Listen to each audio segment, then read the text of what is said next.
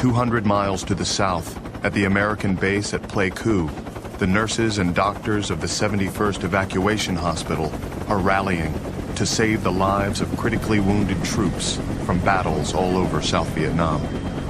Among them is Captain Elizabeth Allen, a 26-year-old nurse stationed in the Trauma Intensive Care Unit.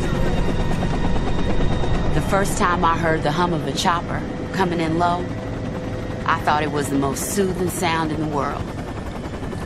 But now, standing on the medevac pad of an army hospital, that same sound makes my heart race and my stomach tighten up.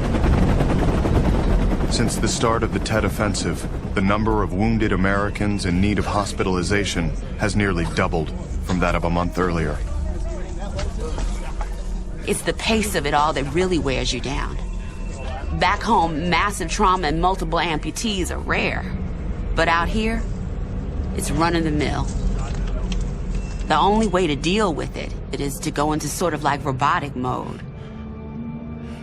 You take the first one and you fix it, and then you go on to the second one and you fix it, and you keep going until that's over. You learn to use all of your senses. If it smells bad, it's infected. If it's bleeding, you stop it. And you do the best you can with that. Because you don't have another choice except to crumble.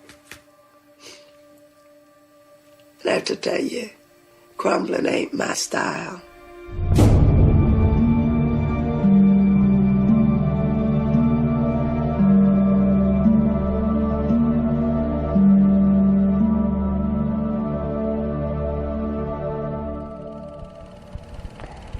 Honey, I wish you a belated happy birthday and have many, many more happy birthdays. And I'll be there for your next one.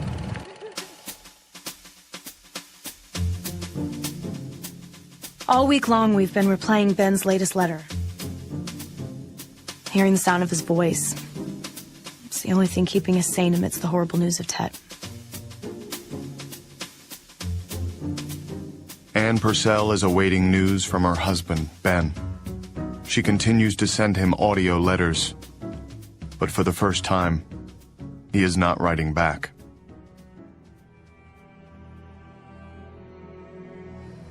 Our best distraction is always church. Being there, among friends, is comforting. After the service is over, I saw the pastor standing in the hall with Major Jim Statler. And I knew that they had something to tell me that I probably didn't want to know. Our pastor said, "Ann, come into my study," and we all walked in. And he closed the door, and Major Statler said, "Ann, Ben's missing in action." All of these horrible thoughts started racing through my mind. Is he dead? Is he wounded? Is he out there in the jungle all alone? Or is he being held prisoner somewhere, beaten and tortured at this very moment?